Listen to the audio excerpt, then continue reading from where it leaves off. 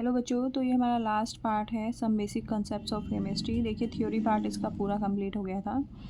अब हमें फाइनली क्या करना है, जो हमारे क्वेश्चंस हैं इसमें, जो एक्सरसाइज के क्वेश्चंस हैं उनको सोल्व करना था।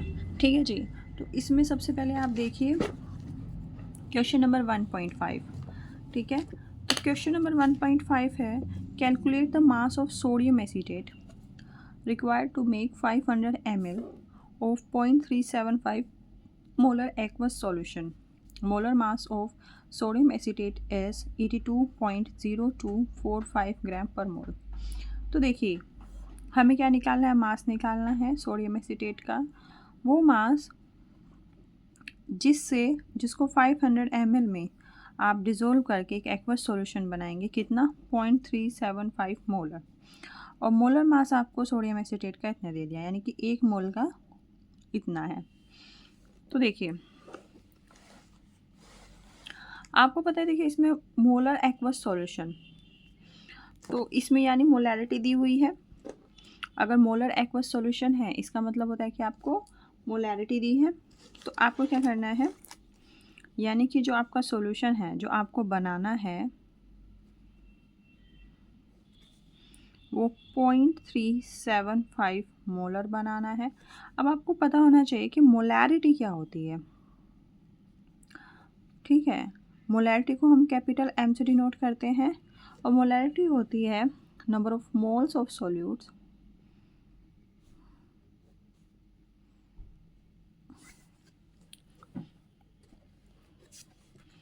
number of moles of solute dissolve in 1 liter of solution, यानी कि वॉल्यूम इन लीटर, यही है। अब देखिए मोलैरिटी तो मुझे दे दी 0.375, तो मैं मोलैरिटी की जगह ये लिख लूँगी। अब इसमें है कि नंबर ऑफ़ मोल्स कैसे निकालेंगे। तो नंबर ऑफ़ मोल्स आपको पता है, नंबर ऑफ़ मोल्स का फॉर्मूला क्या होता है, mass in gram upon molar mass. Molar mass भी किस में, ग्राम पर मोल। ओके, और divided by volume in litre, यही है। तो number of moles of solute यहाँ पे क्या है आपका, सोडियम एसीटेट। सोल्यूट हमारा क्या है, सोडियम एसीटेट। तो मास तो मेरे से पूछा ही है उसने, मास तो मेरे से पूछा ही है। ठीक है, डिवाइड बाय, अब यहाँ पे है मोलर मास। मोलर मास इसने दे रखा है, मोलर मास दे दिया 82.0245 ग्राम पर मोल। तो ये वैल्यू रख लेंगे, यहाँ क्या रखेंगे 82.00245 divide by volume in litre. Volume हमें दे रखा है 500 ml।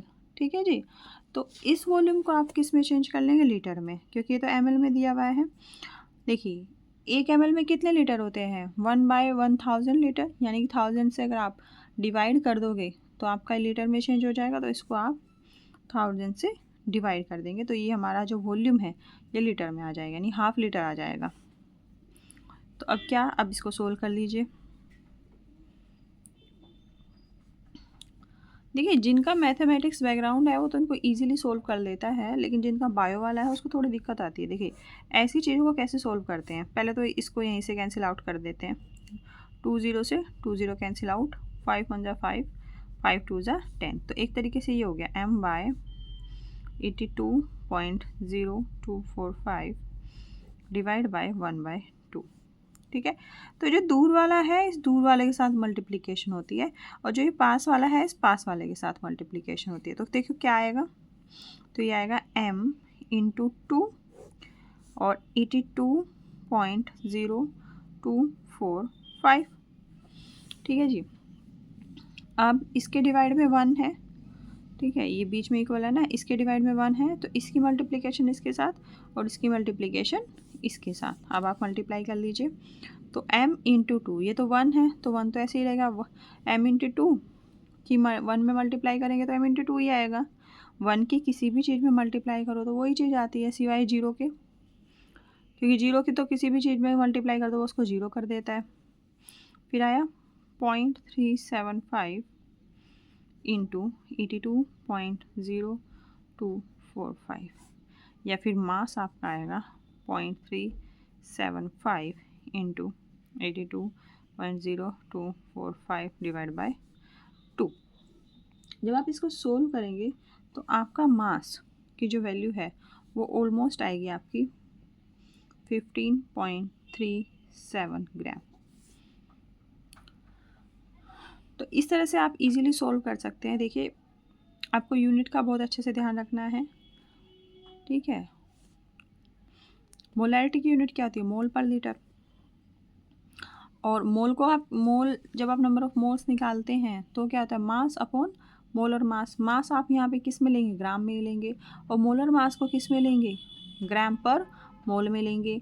वॉल्यूम को आप किस में लेंगे? लीटर में। और जो भी चीज़ अगर इधर उधर है, जैसे सपोज ये केजी में दे दिया तो उसको ग्राम में चेंज कर लेंगे। मतलब अपनी रिक्वायरमेंट के अकॉर्डिंग हम अपनी जो यूनिट है वो चेंज कर लेते हैं। चलिए अगले क्वेश्चन पे चलते हैं। तो ये वाला क्वेश्चन हो गया हमारा।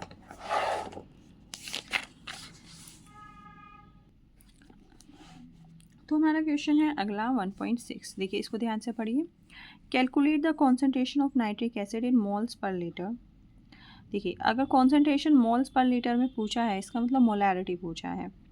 इन a sample which has a density 1.41 gram per ml and the mass percentage of nitric acid in is being 69%। देखिए, जो आपको निकालना है ना, पहले वो देखिए, वो निकालना क्या है। हमें निकालना है मोलैरिटी।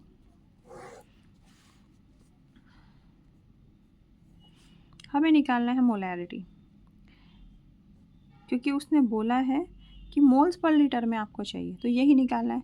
और मोलैरिटी होती है number of moles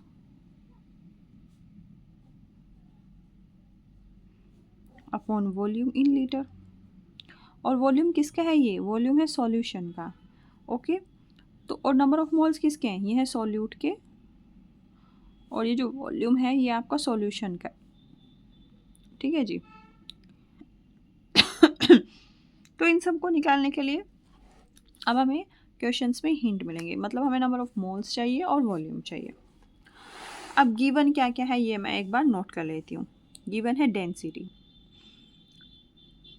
which has a density, जो सैंपल है जिससे आपने सॉल्यूशन बनाया है उसकी डेंसिटी है 1.41 ग्राम पर ml।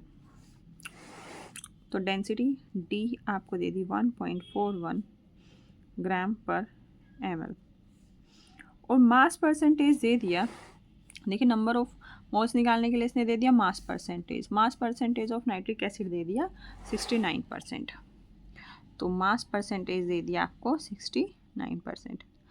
अब देखिए, मास परसेंटेज से आपको पता है नंबर ऑफ मोल्स निकल सकते हैं। अब कैसे निकलेंगे? देखिए, ये मास परसेंट किसका है? HNO3 यानी नाइट्रिक एसिड का। हमें पता है कि यानी कि अगर 100 ग्राम HNO3 है तो उसमें यानी कि 69 ग्राम आपका क्या है? 69 ग्राम वेट किसका है? HNO3 का है नाइट्रिक एसिड में। तो आप क्या लिखेंगे?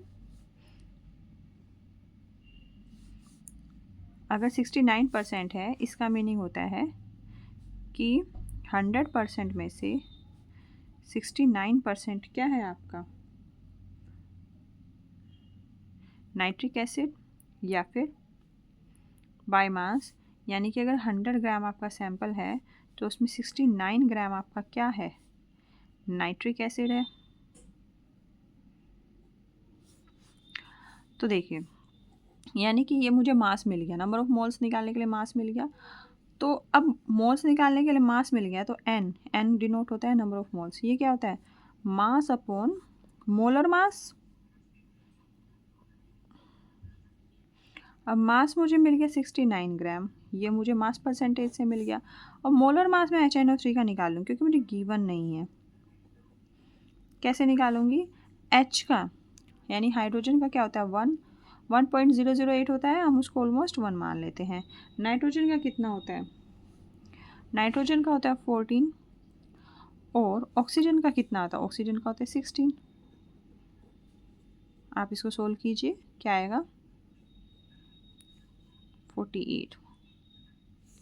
जब आप इसको 48 एंड 1 49 प्लस 14, ये आपका आ जाएगा 63 और आपको पता है इसकी यूनिट क्या होती है, ग्राम पर मोल। तो यहाँ पे हम क्या लिखेंगे, 63 ग्राम पर मोल। ठीक है, तो नंबर ऑफ मोल्स कितने आ जाएंगे, देखिए ग्राम से ग्राम कैंसिल हो जाएगा, ये मोल चला जाएगा ऊपर, तो नंबर ऑफ मोल्स की वैल्यू आपकी आएगी ऑलमोस्ट 1.095 इतने मोल। तो देखिए अब मैं फॉर्मूले में जाऊँ तो नंबर ऑफ मोल्स तो मेरे निकल गए। अब मुझे चाहिए सिर्फ क्या, volume of solution. Volume of solution के लिए उसने मुझे दे दी डेंसिटी। वॉल्यूम ऑफ सॉल्यूशन के लिए दे दी उसने मुझे क्या, डेंसिटी। तो डेंसिटी की हेल्प से मैं क्या निकालूंगी, वॉल्यूम निकालूंगी। अब देखिए आपको एक वॉल्यूम का फॉर्मूला पता होगा, वॉल्यूम होता है मास अपॉन डेंसिटी। ठीक है, मास मेरा कितना है, 69 ग्राम निकाला था ना अभी मास परसेंटेज से, और डेंसिटी कितना है, ये रही 1.41 ग्राम पर ml। देखिए ग्राम से ग्राम कैंसिल हो जाएगा, जब यहाँ से आप वॉल्यूम निकालेंगे ना तो ये ml में आएगा। ठीक है, और हमें उसको किस में चेंज करना है, फिर लीटर में, क्योंकि मुझे तो लीटर में चाहिए ना मोलैरिटी निकालने के लिए।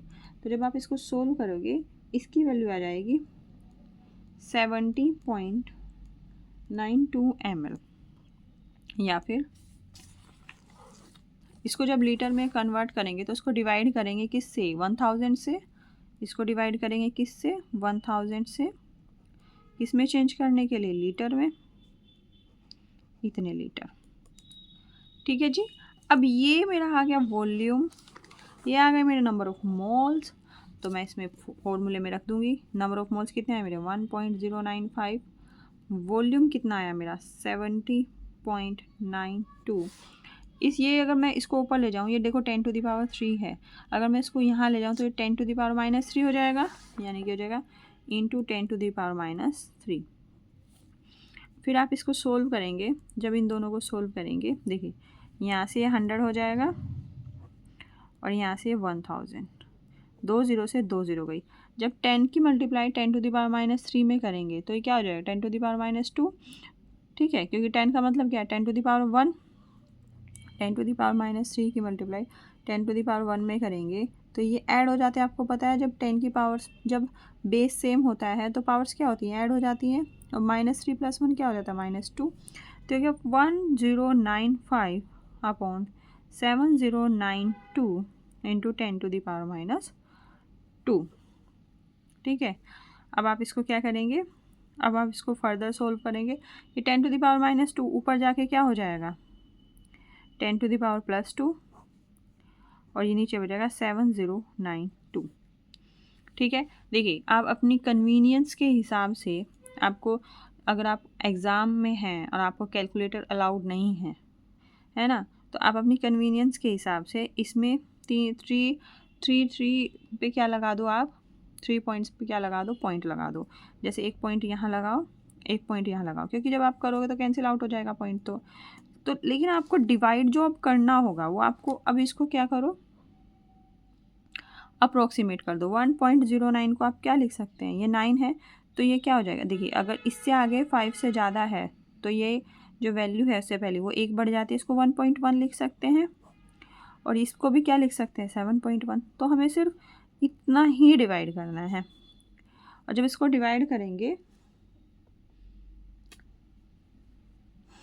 तो इसकी ऑलमोस्ट जो वैल्यू आएगी आपकी, वो आएगी आपकी 15.44 मोल पर लीटर। आप इसको डिवाइड करेंगे, यानी कि 11 को डिवाइड करिए 71 से, 71 को डिवाइड कीजिए 11 से। ठीक है, और फिर जो डिवाइड करेंगे उसमें 10⁻² से मल्टीप्लाई कर देंगे। तो जब आप इसको डिवाइड करेंगे तो आएगा 0.15। देखिए यहाँ पे कर देते हैं। तो जब आप 11 को 71 से डिवाइड करेंगे इसकी वैल्यू आएगी 0.1544। लेकिन 10⁻² भी तो है मेरे पास, तो इस 10⁻² से जब मल्टीप्लाई करेंगे तो जाएगा 15.44 मोल पर लीटर। आई होप आपको समझ में आ गया हो। देखिए जिसकी कैलकुलेशन अच्छी है उसको तो वैसे ही समझ में आ जाएगा, इसमें ऐसा कुछ दिक्कत नहीं है। थोड़े से फॉर्मूला का ध्यान रखना है, एक तो आपको डेंसिटी का फॉर्मूला याद होना चाहिए। ठीक है, डेंसिटी का फॉर्मूला याद होना चाहिए और आपको मोलैरिटी पता होना, मतलब बेसिकली आपको फॉर्मूले याद होने चाहिए। अगर आपको फॉर्मूले याद हैं और क्या पूछा है वो सब चीज़ें आपके क्लियर है तो आपको कोई दिक्कत नहीं होगी। चलिए अब अगले क्वेश्चन पे चलते हैं। अगला क्वेश्चन है 1.7। तो देखिए, how much copper can be obtain from 100 gram of copper sulphate. तो ये आपका 1.7। तो कॉपर सल्फेट से कॉपर कैसे आप ऑब्टेन करेंगे? इलेक्ट्रोलिसिस से। तो CuSO4 यानी कॉपर सल्फेट से हमें क्या ऑब्टेन करना है? कॉपर। तो जब हम इसमें 2 इलेक्ट्रॉन देंगे तो आपको मिलेगा कॉपर और प्लस सल्फेट आयन किस में? ये आपके मिल जाएंगे, सल्फेट आयन किस में मिलेंगे? आपके सॉल्यूशन में। ओके, अब आप यहाँ से देखिए ये कितना है। देखिए, जो इसके आगे जो आपका स्टोकियोमेट्रिक कोफिशिएंट होता है उसको हम या तो कह देते हैं कि 1 मॉलिक्यूल 1 एटम दे रहा है कॉपर का, या फिर आप बोल सकते हैं कि 1 mole of this giving 1 mole of copper. लेकिन हमें क्या निकालना है? हाउ मच, हमें क्वांटिटी निकालनी है। तो मैं इसको क्या बोलूँगी? 1 मोल, क्योंकि हमने मोल कंसेप्ट इसीलिए पढ़ाया ताकि ये चीज़ें ईजी हो जाए। तो देखिए, यानी कि 1 mole of copper sulphate is giving 1 mole of copper. मैं सिर्फ इन्हीं पे क्यों फोकस कर रही हूँ? इन्हीं पे मैं इसलिए फोकस कर रही हूँ क्योंकि क्वेश्चन में पूछा ही इनसे रिलेटेड है, तो मैं बाकी सब चीज़ों पे फोकस क्यों करूँ? अब आपको पता है 1 मोल में क्या मोलर मास होता है, इसका मोलर मास निकाल लेंगे। कॉपर सल्फेट का जो मोलर मास होता है वो होता है 159.5 ग्राम, और कॉपर का कितना होता है? कॉपर का आपका होता है 1 मोल का 63.5 ग्राम पर मोल, 1 मोल में। आपको अगर ये बोला कि ये कैसे हम निकालेंगे तो आपको कॉपर का तो याद रखना ही पड़ेगा। तो आप यहाँ से देखिए, कॉपर का हो गया 63.5, फिर सल्फ़र का कितना होता है? सल्फ़र का 32 होता है, और ऑक्सीजन का कितना होता है? 16। इसको सोल्व कीजिए, जब इसको सोल्व करेंगे तो आपका क्या आएगा? 159.5 यही आएगा। तो आपको समझ में आ गया होगा। तो इसका मतलब कि 159.5 ग्राम ऑफ कॉपर सल्फेट हमें देता है 63.5 gram of copper. Means 1 gram of copper sulphate हमें कितना देगा? देखिए, 1 ग्राम निकालने के लिए ये सारी चीज़ इसके डिवाइड में आ जाएगा 63.5 divide by 159.5 gram of copper. लेकिन पूछा मुझे 100 ग्राम, इसमें पूछा है कि 100 ग्राम कितना देगा। तो 100 ग्राम के लिए क्या करेंगे? यानी कि 100 ग्राम ऑफ कॉपर सल्फेट कितना देगा? ये देगा 63.5 159.5 इंटू 100 ग्राम ऑफ कॉपर।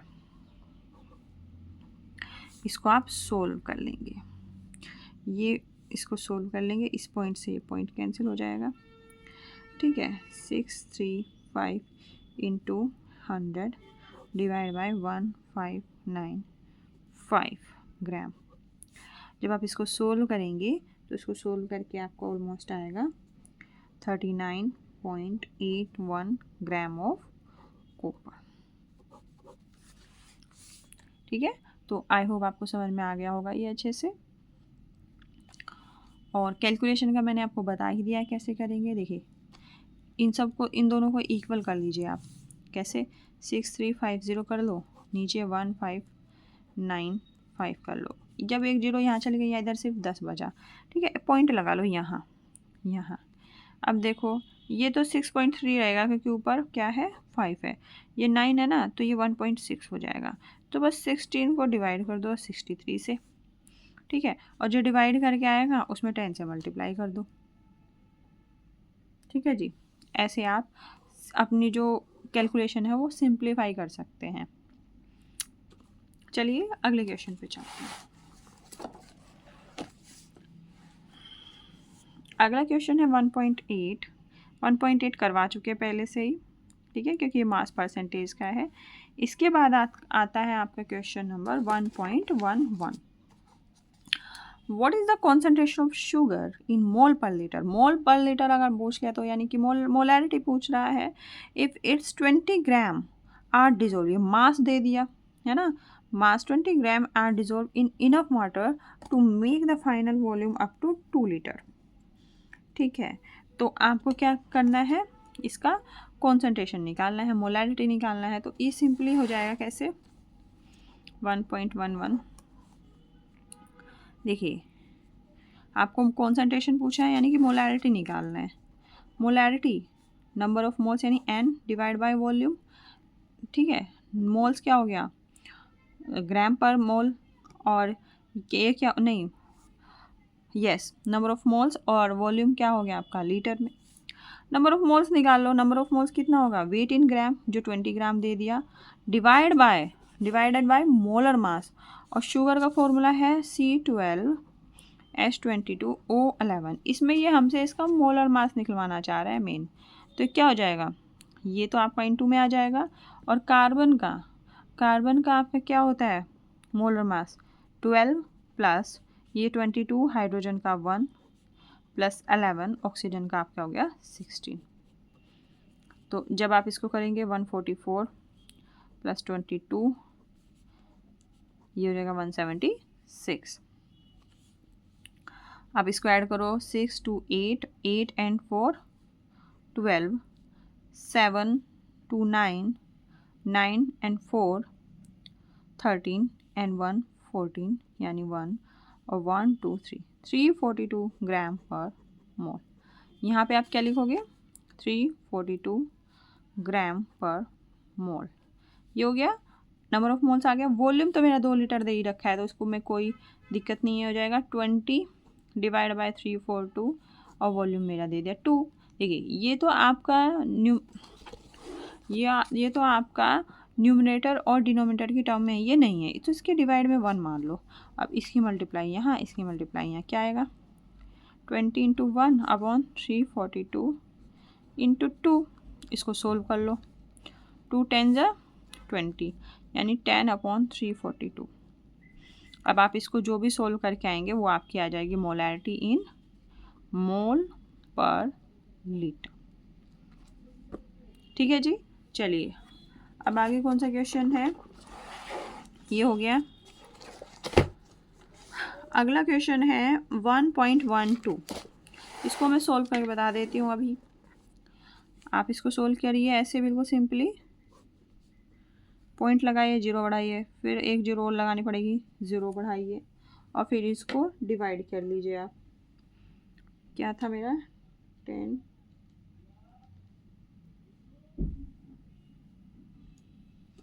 ये आपका आएगा 0.029 मोल पर लीटर, ये आएगा। ये आपको देखिए अगर मैं यहाँ पे डिवाइड करने बैठ जाऊँ तो बहुत टाइम कंज्यूमिंग हो जाएगा। इतनी देर में एक क्वेश्चन और हम कर सकते हैं, और इतनी हम उम्मीद रखते हैं कि आपको डिवाइड करना आता है। चलिए अगला क्वेश्चन पे चलते हैं।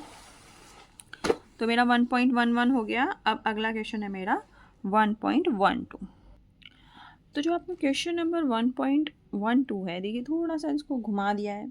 जो डेंसिटी है मेथनॉल की वो केजी पर लीटर में दे दिया है, और फिर पूछा है कि एक मेरे पास सॉल्यूशन है मीथेनॉल का, ठीक है, और उसकी डेंसिटी इतनी है, बस और कुछ नहीं बताया। अब इस सॉल्यूशन का जो मेरे पास मीथेनॉल है, इससे मुझे एक और सॉल्यूशन बनाना है, कितना 0.25 मोलर, इतने मोलर का, और कितने लीटर 2.5, यहाँ पे 2.5 लीटर है, उससे 2.5 लीटर वॉल्यूम का और मुझे एक सॉल्यूशन बनाना है जिसकी मोलैरिटी इतनी हुई। तो ये चीज़ें तो मेरी सॉर्ट आउट है।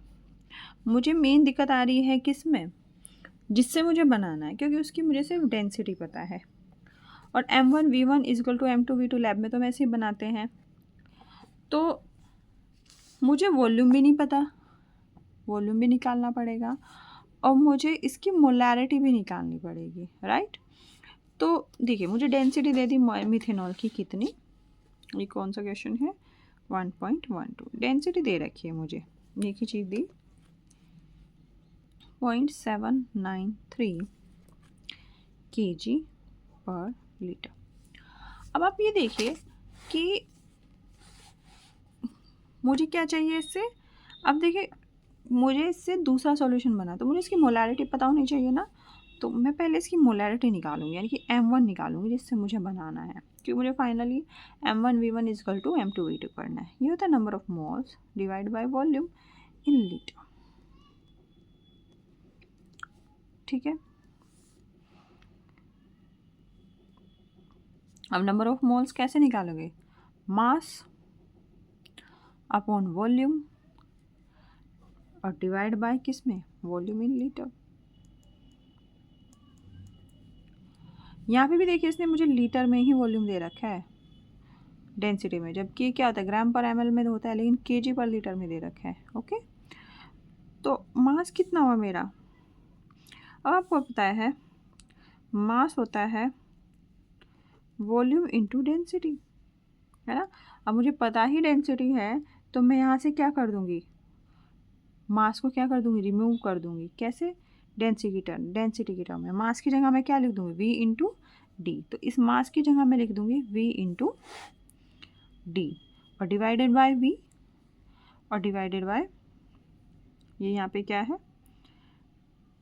यहाँ पे आपका हो गया, सॉरी यहाँ पे जो ये है n/v नहीं, ये तो n/v है, ये होगा m upon molar mass. Molar मास यहाँ पे क्या है, ये मोलर मास mm, राइट। तो यहाँ पे क्या हो जाएगा, m की जगह मैंने v इंटू डी लिख दिया, तो ये है मेरा मोलर मास और डिवाइडेड बाय v। ओके, अब देखिए ये भी लीटर में, जितने भी यहाँ पे वॉल्यूम है सब लीटर में है, क्योंकि डेंसिटी भी लीटर में है। तो v into D upon molar mass upon v हो गया। ओके, तो अब हम मैंने बताया इसकी मल्टीप्लाई इसमें और इसकी इसमें हो जाएगी, तो v इंटू डी और ये आपका क्या सिंपली हो जाएगा, मोलर मास और इनटू वॉल्यूम। तो आपको पता है वॉल्यूम से वॉल्यूम कैंसिल हो जाएगा, तो आपका यहाँ क्या बचेगा, सिर्फ डेंसिटी अपॉन मोलर मास। अब आपका जो इसमें दिया हुआ है क्या देगा, मेथेनॉल। तो मेथेनॉल का मोलर मास निकाल लीजिए आप बिल्कुल इजीली। कैसे निकालोगे, कार्बन का 12, हाइड्रोजन का 3 इंटू 1 प्लस ऑक्सीजन का 16 प्लस 1। जब आप इसको सोल्व करोगे तो आपकी वैल्यू आएगी 32 ग्राम पर मोल। ओके, तो डेंसिटी तो इसने मेरी दी कितनी, 0.793 kg पर लीटर और मोलर मास मेरा दिया 32 ग्राम पर मोल। ओके, तो आपका देखिए इस क्वेश्चन में कुछ नहीं है, इस क्वेश्चन में सारा आपका यूनिट्स के ऊपर खेल है, और अगर आपका यूनिट्स में क्लैरिटी है तो आप कहीं नहीं अटक सकते। इवन बड़े बड़े एग्ज़ाम्स में भी आपका क्या होता है, यूनिट्स के ऊपर ही सब खेल होता है। तो इसको हम बहुत अच्छे से धीरे धीरे सोल्व करेंगे, ताकि जिसको थोड़ी प्रॉब्लम भी है वो हमारा सॉर्ट आउट हो जाए। अब आपको पता है कुछ चीज़ें केजी में है, कुछ चीज़ें ग्राम में है। देखो लीटर तो ठीक है, लीटर तक बात बिल्कुल ठीक है, क्योंकि जो मेरे मोलैरिटी है निकाल तो रही हूँ मैं फाइनली m1 ही, ये m1 ही तो है, क्योंकि जो मोलैरिटी होती है वो तो ग्राम पर लीटर है, तो ग्राम वाले को मैं छोड़ दूँगी, इसको भी छोड़ दूँगी, इसको भी छोड़ दूँगी, है ना। और मैं किसको चेंज करूँगी, केजी वाले को, राइट। तो मैं इस केजी को ग्राम में चेंज कर दूँ, या फिर क्या करूँ, ग्राम वाले को केजी, कोई एक यूनिट इसमें चेंज कर लो। तो मैं ऊपर वाले को कर लेती हूँ 0.793। एक केजी में कितने ग्राम होते हैं, 1000, तो ग्राम में चेंज हो गया जैसे मैंने 1000 से मल्टीप्लाई की, और ग्राम पर लीटर, और ये तो है ही 32 ग्राम पर मोल। अब आप देखिए ये भी ग्राम ये भी ग्राम कैंसिल हो गया, ये कैंसिल हो गया, तो ये ऊपर इधर क्या बचा, 1/लीटर। देखिए ये 1/लीटर बचा, सिर्फ यूनिट पे ध्यान दीजिए, और इधर बचा 1/मोल। तो मोल यहाँ चला जाएगा लीटर, मोल पर लीटर, यही तो मुझे चाहिए, अपनी कॉन्सेंट्रेशन में मोल पर लीटर ही तो चाहिए, तो इसका मतलब मेरा मोल पर लीटर यहाँ से आ रहा है। तो जब आप इसकी पॉइंट हटाएंगे तो यहाँ पे 1000 से डिवाइड करेंगे, 1000 से 1000 कैंसिल आउट हो जाएगी, आपका बचेगा 793 divide by 32 mole per litre. आप इसको सोल्व कर लेंगे, राइट। जब आप इसको सोल्व करेंगे तो आपकी जो m1 की वैल्यू है वो आपकी आएगी 24.78 मोल पर लीटर। ये आते ही मेरा क्वेश्चन सोल्व, क्योंकि उसने पूछा है कि इस वाले सॉल्यूशन की जिसकी मोलारिटी इतनी है इसके कितना वॉल्यूम लूँ कि मेरा 0.25 मोलर सॉल्यूशन बन जाए, कितने लीटर का, 2.5 लीटर का। तो अब इसमें मैं लगा दूँ क्या, m1v1 is equal to m2v2। m1 मिल गया, इसी के लिए तो सारी जद्दोजहद थी। 24.78 इंटू v1 तो मुझे निकालना है कि इसका कितना वॉल्यूम चाहिए, m2 मेरा है 0.25 मोलर इंटू v2 कितना है 2.5 लीटर। तो जब मैं यहाँ से v1 निकालूंगी, v1 की मेरी वैल्यू आएगी 0.0252 लीटर, इतने लीटर। यानी सिर्फ इसका सिर्फ इतना वॉल्यूम चाहिए जो मेरा ज़्यादा कॉन्सेंट्रेट, देखिए कॉन्सेंट्रेशन तो इसी की ज़्यादा है ना, इसका थोड़ा सा वॉल्यूम मुझे चाहिए और उसमें मैं फिर उसको डाइल्यूट कर दूंगी, पानी भर दूंगी, तो मेरा इतने मोलर मेरा बन जाएगा। ठीक है जी, ऐसे ही अब लैब में काम करते हैं ना, आपके लैब में भी बहुत यूज़फुल होगी ये कैलकुलेशन। ठीक है जी, तो चलिए 1.12 हो गया। उसके बाद हमारा क्वेश्चन है 1.17। ये है a sample of drinking water was found to be severely contaminated with chloroform। अब कोई सैंपल है ड्रिंकिंग वाटर का, वो कॉन्टेमिनेटेड पाया गया, किससे, कि उसमें क्लोरोफॉर्म मिक्स है भाई। Suppose to be carcinogenic in nature, ये कार्सोजेनिक होती है, बहुत हार्मफुल होती है। कार्सियोजेनिक होते हैं, कार्सियोजेनिक एलिमेंट्स होते हैं जो कैंसर जिनसे होने का खतरा रहता है। The level of contamination was 15 ppm by mass इतना है। Express this in percentage by mass. Determine the molarity of chloroform in water sample. Okay.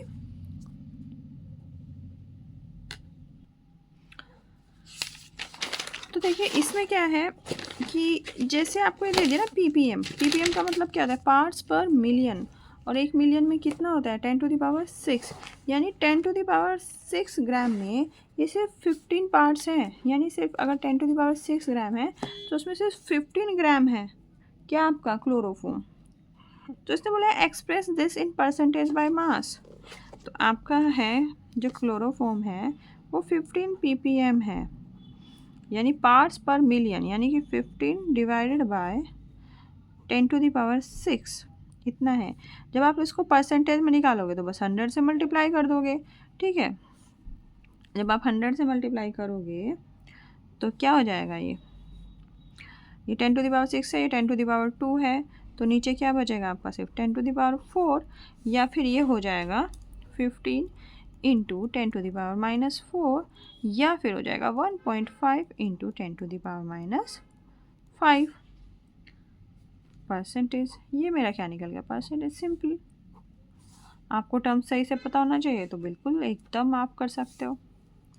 ठीक है जी, अब आगे इसने बोला है मोलालिटी निकालना है, वाटर सैंपल में मोलालिटी निकालना है। मोलालिटी क्या होता है, अब मोलारिटी नहीं, मोलालिटी होता है number of moles of solute upon volume of solvent in kg। ठीक है जी, अब number of moles of solute क्या है, देखो आपका जो क्लोरोफॉर्म है वो कितना है, वो तो 15 ग्राम है। ठीक है, और क्लोरोफॉर्म का जब आप वो निकालेंगे, क्या बोलते हैं, मोलर मास, तो कैसे निकालेंगे, क्लोरोफॉर्म का फॉर्मूला क्या होता है, CHCl3, ये हो जाएगा 12 + 1 प्लस क्लोरीन का आपका कितना होता है 35.5, ये हो जाएगा 119.5 ग्राम पर मोल। ओके, तो ये हो जाएगा 15 gram divide by 119.5 gram per मोल। यहाँ से मेरे नंबर ऑफ मोल्स आ जाएंगे। और आपका वॉल्यूम कैसे निकालेंगे, देखिए इसमें वॉल्यूम सॉल्वेंट का चाहिए। तो देखिए टोटल देखिए पार्ट्स पर मिलियन है, यानी 10⁻6 तो जो है वो आपका सॉल्यूशन का वॉल्यूम है। 10⁻6 ग्राम जो है, यानी जो केजी है, ग्राम है, मैं तो ग्राम माना था इसको, तो ये जो ग्राम है ये किसका है, ये तो आपका सॉल्यूशन का है। माइनस 15 ग्राम आपका किसका निकालोगे, जो क्लोरोफॉर्म का है, तभी तो आपका वॉल्यूम बचेगा पानी का, राइट। तो आपको जो देखिए जब 10⁻6 मिलियन में से 15 ग्राम घटाओ तो ना के बराबर है, तो ये ऑलमोस्ट 10⁻6 ग्राम ही हो जाएगा। ठीक है, तो अब आप इसमें फॉर्मूले में अपनी वैल्यू रख लीजिए। तो मोलैलिटी को हम डिनोट करते हैं स्मॉल m से, तो मोलैलिटी हो जाएगी n की वैल्यू क्या आई मेरी 15 डिवाइड बाय 119.5, और जो मेरा वॉल्यूम है 10⁻6, देखिए ग्राम में आया, आप देखिए इसे ग्राम में है। इसको आप केजी में कैसे चेंज करेंगे, इसको 1000 से डिवाइड करके। ओके, इसको 1000 से डिवाइड कर लीजिए आप, तो ये किस में हो जाएगा, केजी में हो जाएगा। तो ये 10⁻6 है, ये 10⁻3 है, तो जब 10⁻6 को 10⁻3 से डिवाइड करेंगे तो ये 3 ऊपर जाके क्या हो जाएगा, निगेटिव। ये जब ऊपर जाएगी 10⁻3 ऊपर जाएगी, तो ये ऊपर जाके क्या हो जाएगी 10⁻−3, है ना, ऐसे हो जाएगा ना। और आपको पता है ये बेस सेम हो गए तो ये ऐड हो जाएंगे, यानी 10⁻6 - 3 ये हो जाएगा 10⁻3। तो ये हो जाएगा आपका ऊपर वाला 15 डिवाइड बाय 119.5 और नीचे आएगा 10⁻3। आप जब इसको सोल्व करेंगे तो आपकी वैल्यू आएगी 1.26 इंटू 10⁻⁻4 स्मॉल m मोलल। ठीक है, मोलैलिटी को कैसे डिनोट करते हैं, मोलल से। ओके, चलिए अब आपका कौन सा क्वेश्चन रह गया, आई डोंट थिंक सो कि अब और कोई क्वेश्चन रह गया है।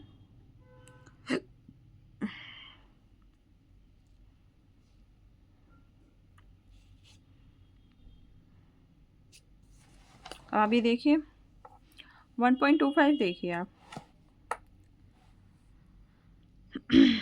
How are 0.50 mole Na2CO3 and 0.50 molar Na2CO3 different. ये कैसे डिफरेंट हुए, देखिए जो मोल है ये तो नंबर ऑफ मोल्स बता रहा है कि 0.50 मोल है इसमें, यानी कि आधा मोल है सिर्फ ये, और जबकि ये है 0.50 मोलर, यानी कि ये यहाँ पे कॉन्सेंट्रेशन बता रहा है, यानी कि 1 लीटर में इतने नंबर ऑफ मोल्स हैं इसके Na2CO3 के।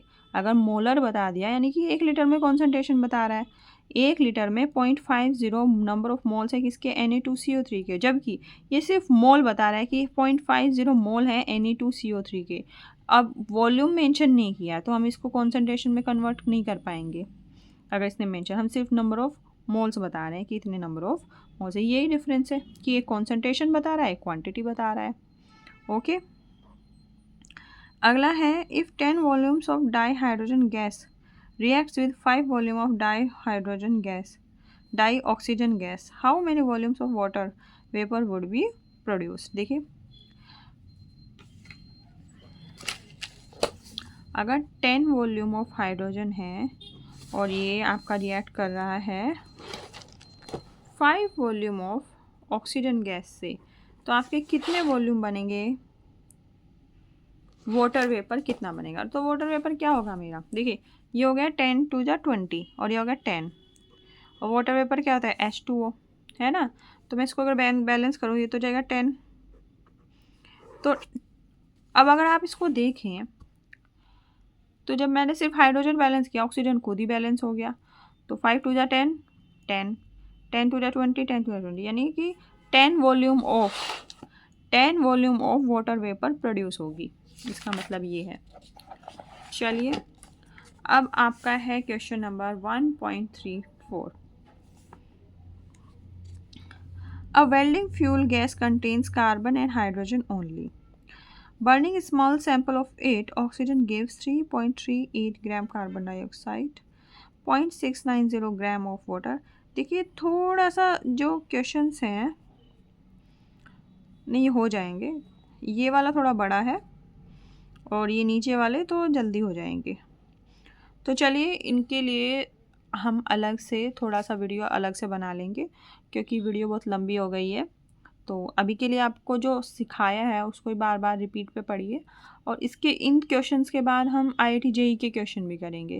देखिए ये चैप्टर बहुत इम्पॉर्टेंट है आपके IIT JEE के लिए भी, नीट के लिए भी, और अगर आप BSc करने वाले हैं इसके बाद उसके लिए भी, हर चीज़ के लिए, क्योंकि लैब में तो आपको काम करना ही पड़ेगा, और अगर लैब में आपको कैलकुलेशंस नहीं आती तो आपको बहुत दिक्कत होने वाली है।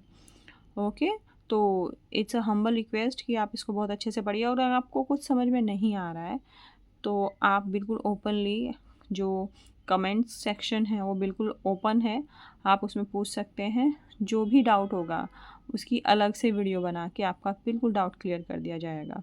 ठीक है, तो आज के लिए थैंक यू सो मच।